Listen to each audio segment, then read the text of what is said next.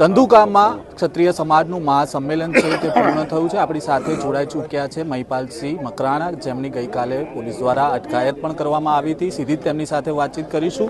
आज का जो महासम्मेलन है वो अभी पूर्ण हुआ है। क्षत्रिय समाज का आगे की क्या रणनीति रहेगी अगर टिकट कट नहीं होती है? 2-3 दिन के अंदर अंदर राजकोट आ रहे हैं हम लोग वापस से स्वाभिमान सम्मेलन लेकर।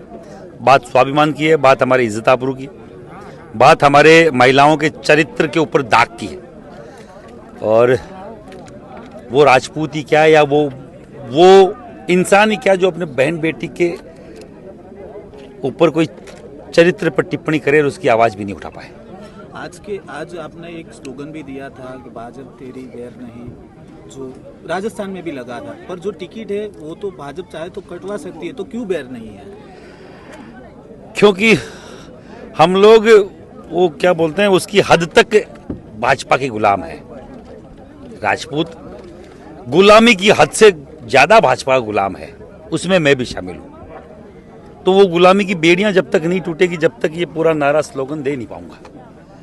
अभी भी कई सारे लोगों के मुंह से निकला नहीं कि कमल का फूल हमारी भूल, ये नारा हम दे सकते हैं, तो लगा नहीं पा रहे थे, क्योंकि कभी दिया ही नहीं कमल के अलावा।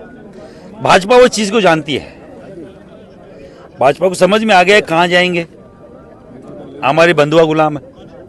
पर उनको नहीं मालूम जब जब बात महिला के सम्मान की आई है, राजपूतों ने ऐसी बेड़ियां तोड़ी है और हम लोग तोड़ेंगे अब की बार। अगर गुजरात में ये टिकट रद्द नहीं होती है तो पूरे गुजरात में पूरे देश में विरोध होगा। यहाँ 5-7 सीटों से हाथ धोएंगे, जो 26 की 26 आती थी, 25 की 25 जो राजस्थान हम लोग दे के भेजते थे, वहाँ से 5-7 सीटों से हाथ धोएंगे।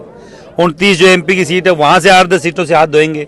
मैं आपको बोल रहा हूँ, ये आप अपने न्यूज़ चैनल पे रिकॉर्ड कर लेना, और जिस दिन रिजल्ट आए तो आप ये मेरा भाषण चला देना कि महिपाल सिंह मकराणा, जिसकी चॉइस राज्यों में करनी से ना थी, श्री राजपूत करनी से ना, उसका राष्ट्रीय अध्यक्ष ये बोल के गया था कि भाजपा को ये खामियाजा भुगतना पड़ेगा जब पुरुषोत्तम रूपाला की टिकट नहीं कटेगी। तो जिस प्रकार से नरेंद्र मोदी बोल रहे हैं 400 की पार, तो पार्लियामेंट के पार 400 पार नहीं, पार्लियामेंट के बाहर। राजपूत के साथ ही 400 पार है, विदाउट राजपूत के साथ पार्लियामेंट के बाहर। अभी जो जिस प्रकार से यहाँ पे क्षत्रियों का रोष दिख रहा है, क्या राजस्थान में भी इस प्रकार का? राजस्थान में हम लोगों ने केवल कल 1 दिन का विरोध दर्ज कराया। आज राजनाथ सिंह जी बैठे 3 घंटे से जयपुर क्लार्क्स मेरे होटल है 5 स्टार, उसमें बैठे हैं, राजपूतों की मीटिंग चल रही है। यहाँ नहीं आए, पर उनको मालूम है राजस्थान में क्या हो सकता है। अभी उन्होंने यहाँ शायद उनके मन में लगता है कि गुजरात का राजपूत कहीं ना कहीं सेटलमेंट में आ जाएगा, पर मुझे लगता है कि राजस्थान का वहाँ सेटलमेंट हो सकता है, यहाँ नहीं होगा। और वहाँ तो कतई नहीं होता, आपको मालूम, हम तो आर पार की लड़ाई लड़ते हैं। और अगर एक आदमी यहाँ वहाँ से यहाँ आया हुआ है तो सेटलमेंट तो यहाँ भी नहीं होने देंगे। ये दलाली किसी को करने देंगे नहीं, समाज को बिकने देंगे नहीं। हमारी बात बहन बेटियों की इज्जत की है। पहली शर्त तो केवल पुरुषोत्तम रूपाला का टिकट कटे, सेकंड बाद में है, उसके बाद में भी हम विरोध करेंगे, जारी रहेगा। इस पे बात करेंगे कौन सी क्या बातें आगे की, बहुत आगे की बातें और तो दूसरी है। जिस प्रकार से कल आप अहमदाबाद में आए थे, आपको पुलिस द्वारा हिरासत में भी लिया गया चलता रहता, तो वो पूरा कैसा सामाजिक कार्यकर्ता के तौर पे चलता रहता। पता नहीं मैं कितनी बार डिटेन हुआ, मुझे खुद को याद नहीं है। वो भी ले गए एक बार, उनके साथ भी हमारी यादें जुड़ गई। मेरे लिए तो ऐसी खूबसूरत यादें हैं, उनके लिए भी तो होगा। कभी कोई नेता बन जाएंगे तो उनको भी याद रहेगा महिपाल सिंह को हम भी पकड़ के लाए हैं। क्या फर्क? बात आई थी कि आपको राजस्थान तक छोड़ने आए थे, क्या सही है? हाँ, उदयपुर छोड़ के आए थे, रात को हम वापस आ गए। आज आपके ऊपर निगरानी नहीं रखी गई थी? हाँ, मैंने 10-15 गाड़ियां बदली हैं यहाँ तक आने में। मुझे खुद को नहीं मालूम अब मैं कौन सी गाड़ी। इतना ध्यान रखा गया था महिपाल सिंह पे? हर जगह मुझे लगता है जहाँ तक बैरियर थे हर जगह चेक किया जा रहा था। पर जो हमारे साथ ये ऐसे धुरंधर भाई लोग थे, उन्होंने मालूम नहीं चलने दिया कि अब निकले किधर से, समझ रहे हैं? तो कोई बैरियर पे हम रुके नहीं पहली बात तो, और रुकते तो भी हमारे साथ इतनी गाड़ियां थी कि उनकी औकात नहीं थी। और मैं चैलेंज नहीं करना चाह रहा प्रशासन को, मैं तो केवल करना चाह रहा हूँ कि प्रशासन को इस तरीके का रवैया नहीं अपनाना चाहिए, समझ रहे? क्योंकि प्रशासन से हमारा झगड़ा नहीं है। प्रशासन से झगड़ा होता है, चैलेंज करता, मैं को डरता नहीं हूँ प्रशासन के बाप से। हमारे नौकर हैं, हमारे मालिक नहीं है। हमारा इनकम टैक्स, हमारा टैक्स का दिया हुआ पैसे से सब कुछ चलता है। तो सेवक हैं, नहीं कि हमारे ऊपर कोई है।